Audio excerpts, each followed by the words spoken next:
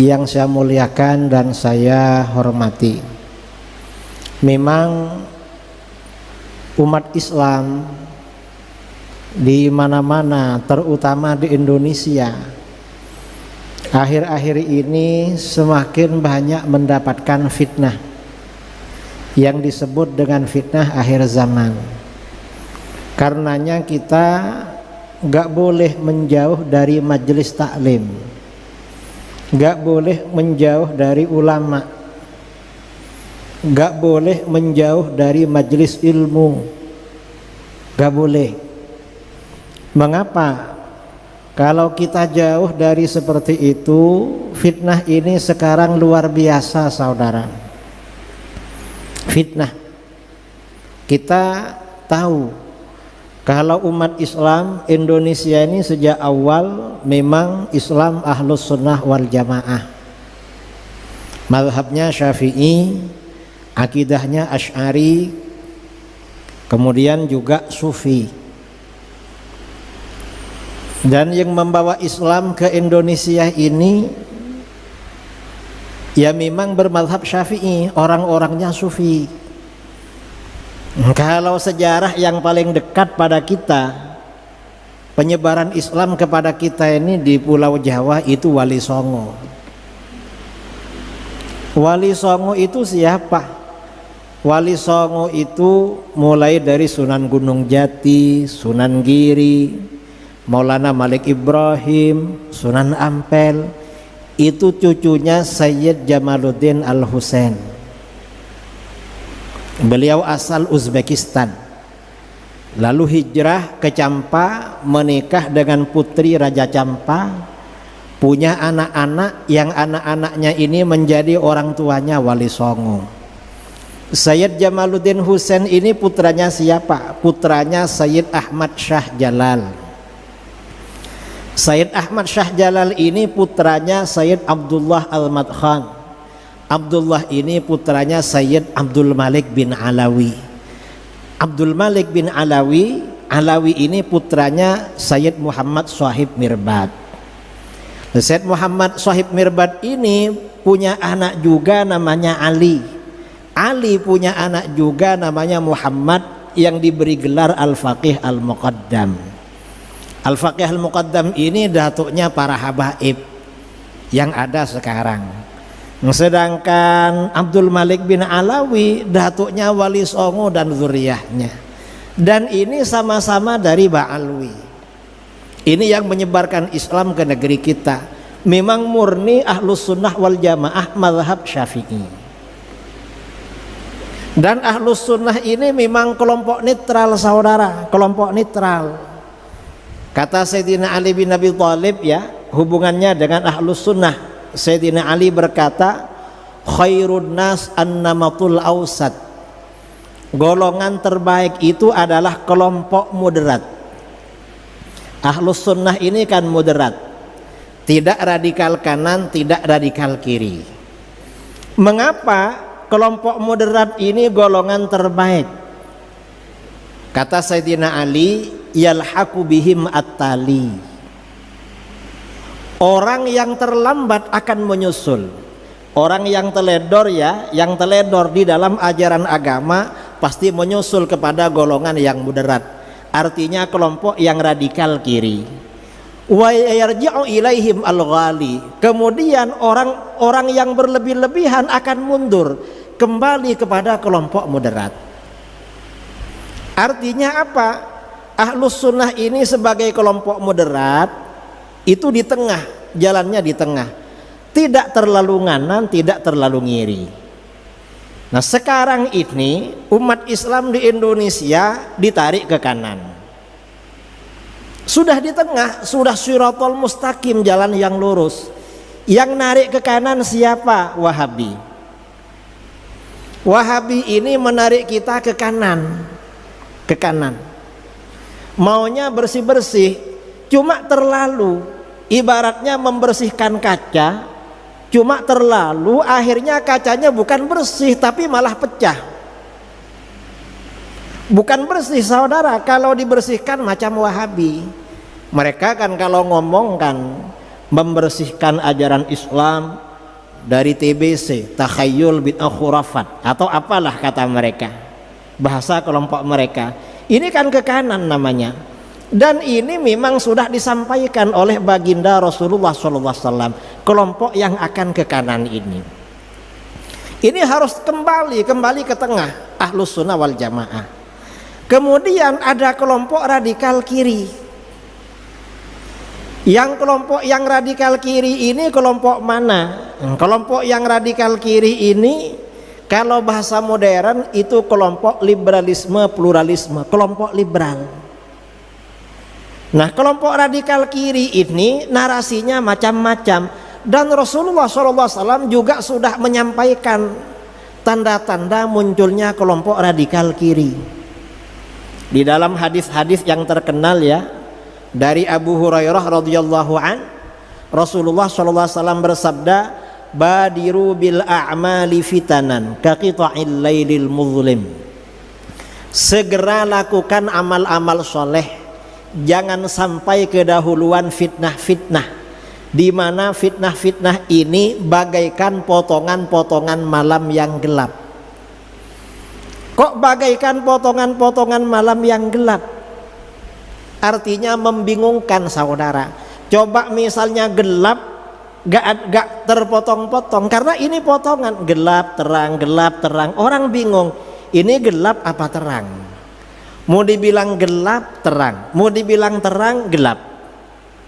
Jadi membingungkan ini. Artinya apa? Fitnah ini berarti menyangkut akidah. Ada orang-orang yang ditokohkan, mungkin dianggap kiai, mungkin dianggap habib, atau mungkin dianggap ustadz, atau mungkin apalah ya, yang memang mungkin orang ini pakai imamah, pakai serban ya, gak pernah lepas serbannya.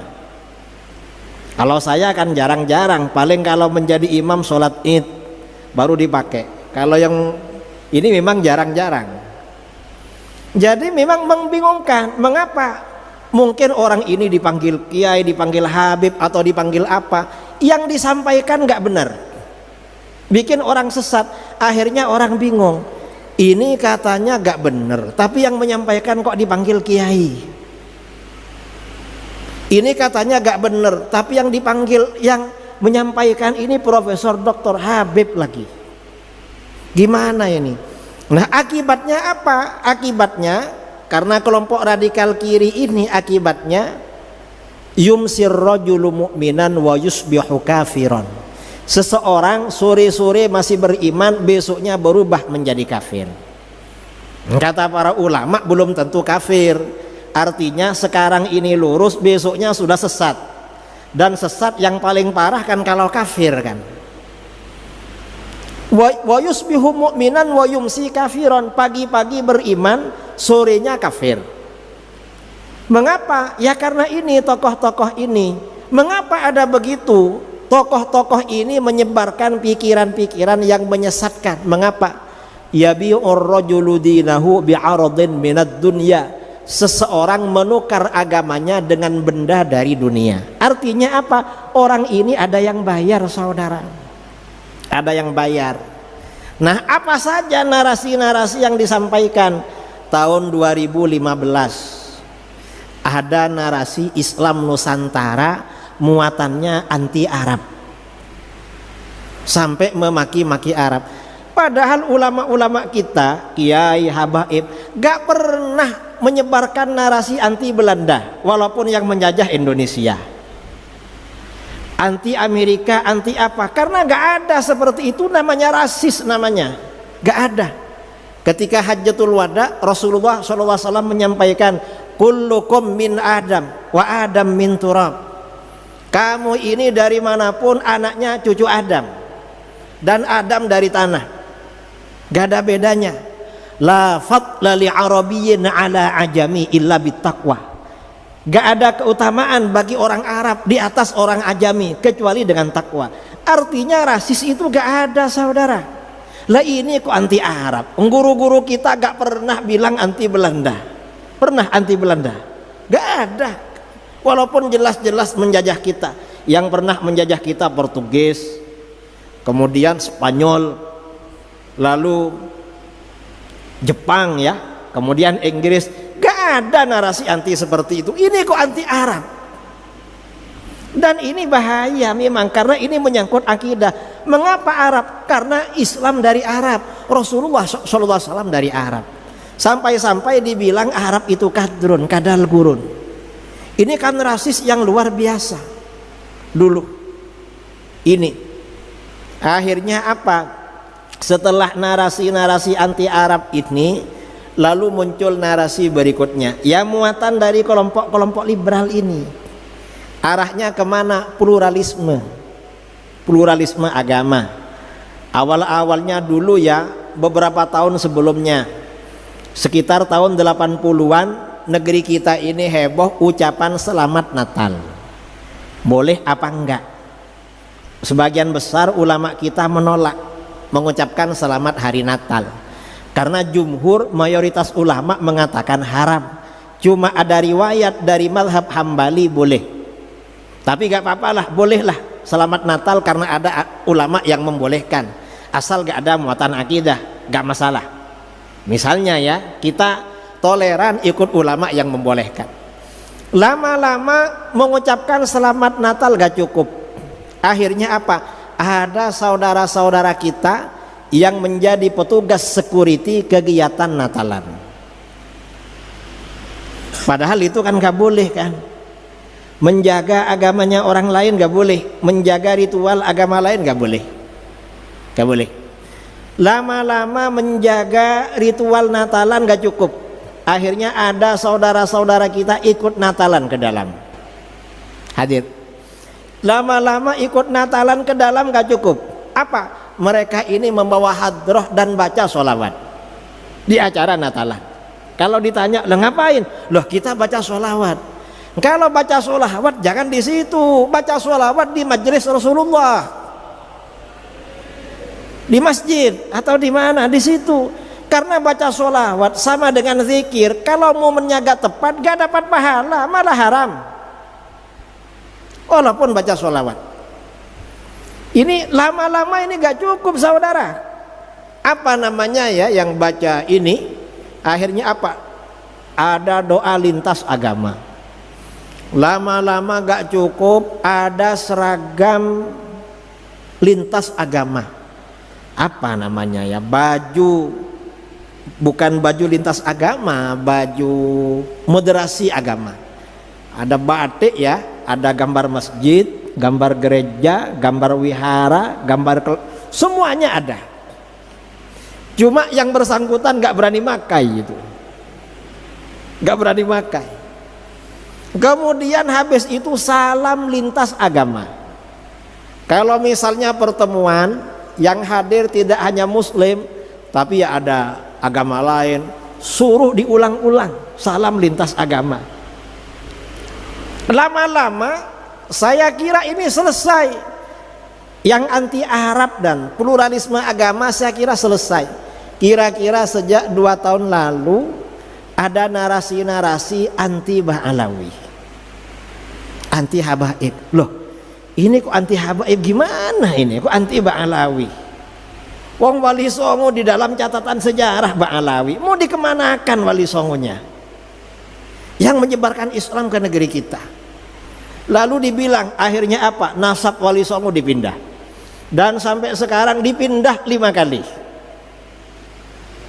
Mulai dari Al-Kazimi, Musa Al-Kazim, kemudian Al-Jilani, kemudian ada yang dipindah ke Al-Idrisi, entah dipindah kemana. Mungkin ya Wali Songonya bingung, loh saya ini kemana kok dipindah-pindah gitu. Ya bingung saudara, dipindah-pindah. Mengapa? Karena Ba'alawi dibatalkan. Loh, gak bisa seperti itu, membatalkan nasab Ba'alawi gak bisa. Mengapa? Nasab Ba'alawi ini kesohihannya ijma ulama, gak ada yang mempersoalkan dari dulu. Ulama ini ijma. Akhirnya apa? Mereka cari-cari alasan, minta kitab sezaman. Loh, memangnya harus ada kitab sezaman? Enggak perlu seperti itu. Kitab sezaman itu teori belakangan. Kalau masa ulama salaf, Diterangkan di dalam Sahih Bukhari, nasab itu bisa isbat dengan syuhrah dan istifadhah, dengan informasi yang populer dan meluap. Artinya banyak informasi, kalau ini anaknya ini, anaknya ini, anaknya ini. Itu cukup walaupun gak ada kitab. Kalau misalnya diharuskan ada kitab, iya kalau di situ ada yang ngarang kitab. Kalau gak ada gimana? Itu di Sahih Bukhari dan itu ijma ulama, gak harus kitab sezaman. Ini kok dipersoalkan, membahas nasab tapi gak ngerti teori nasab, lalu dibilang batal. Gak ada yang membatalkan. Lalu mereka cari-cari alasan. Apa? Memang ada di kitab nasab, putranya Sayyid Ahmad bin Isa, cuma namanya Abdullah. Yang habaib ini namanya Ubaidillah. Lah memangnya kenapa kalau cuma beda Abdullah dengan Ubaidillah? Masa gak tahu? Orang Arab itu punya nama lebih dari satu tuh biasa. Kadang satunya nama daging, satunya nama keren. Apa? Nama panggilan, nama apa ya? Nama keren lah kalau bahasa sekarang. Dan ini bukan cuma mulai dari Sayyid Ubaidillah. Datuk-datuknya Rasulullah ya, yang bernama Abdul Muttalib, Muhammad bin Abdullah bin Abdul Muttalib bin Hashim. Abdul Muttalib itu namanya siapa? Syaibah. Kan begitu, namanya Syaibah. Lalu mengapa berganti nama Abdul Muttalib? Karena setelah ayahnya meninggal, oleh pamannya dijemput dari Madinah. Karena dibonceng, anaknya masih muda ya, masih remaja. Kata orang Mekah, Abdul Muttalib, ini budaknya Muttalib. Karena yang membawa pamannya yang bernama Muttalib. Berarti kan dua nama. Para sahabat punya dua nama, ada yang lebih dari dua nama. Sudah biasa seperti itu. Dan para ulama dari dulu gak mempersoalkan apakah ini Ubaidillah sementara yang ada di kitab Abdullah. Mengapa? Karena ini sudah syuhrah dan istifadhah. Gak perlu ragu-ragu masalah ini. Dan ini fitnah saudara, fitnah. Dan yang terlibat ini macam-macam. Ada yang gak ngerti nasab, asalnya dia ini sebenarnya artis. Saya gak tahu namanya siapa itu. Katanya Raja Dangdut. Raja Dangdut itu penyanyi. Dan penyanyi itu gak bagus lah. Karena kata Abdullah bin Mas'ud radhiyallahu an, al-ghina yumbitun nifaq fil qalbi. Nyanyi itu kalau keseringan menumbuhkan kemunafikan dalam hati. Kama yumbitul ma al-baqla fi zar'i, sebagaimana air menumbuhkan sayur-sayuran di dalam pertanian. Munafik. Jadi orang suka nyanyi munafik. Masa orang munafik mau dijadikan rujukan? Yang bener lah. Kemudian bughdu ahlil bait nifaq, cinta keluarga Nabi munafik. Akhirnya gabung sama-sama munafik. Gak bisa menjadi rujukan. Yang seperti ini memang harus para ulama. Dan para ulama kita sudah menyatakan ijma tentang nasab sadah Ba'alawi. Cinta ahlul bait ini penting. Mengapa? Pemersatu kita umat Islam, pengingat kita agar kita senantiasa ingat kepada Rasulullah. Makanya sabda Rasulullah SAW, wa ahibbu ahla baiti li hubbi, cintai keluargaku karena mencintai aku. Bukan karena dia alim, bukan karena dia ganteng, bukan karena dia khair, sering ngasih. Karena kalau mencintai Habib karena alim, sama yang bodoh-bodoh kita benci. Gak boleh itu. Kalau mencintai Habib karena soleh, sama yang nakal kita benci, gak boleh. Jangan dibenci. Karena cinta, Habib yang nakal-nakal diajak untuk menjadi orang soleh. Itu caranya. Kita ini harus apa? Cinta kepada para habaib, tetapi yang konstruktif, ya, yang membangun. Artinya kalau yang alim diposisikan sebagai ulama, menjadi panutan. Yang tidak alim ya dicintai aja lah. Karena sekarang nih kadang-kadang karena Habib walaupun nggak bisa apa-apa suruh ceramah, akhirnya kacau, nanti salah, akhirnya habaib semuanya yang disalahkan. Ini akhir zaman saudara. Ini memang apa namanya miring ke kiri, dan ini gak boleh. Saya kira ini ya yang perlu saya sampaikan. Mudah-mudahan bermanfaat ya, mudah-mudahan istiqomah. Saya ini tadi dibilang oleh Habib Nabil dari Sidogiri, maksudnya saya alumni Sidogiri. Pesantren saya Sidogiri didirikan oleh Sayyid Sulaiman bin Abdurrahman Basyaiban Al-Hadrami. Basyaiban itu Ba'alawi, pesantren tertua insyaallah di Indonesia. Usianya hampir 300 tahun. Mudah-mudahan bermanfaat. Kurang lebihnya mohon maaf, yang sebesar-besarnya. Assalamualaikum warahmatullahi wabarakatuh.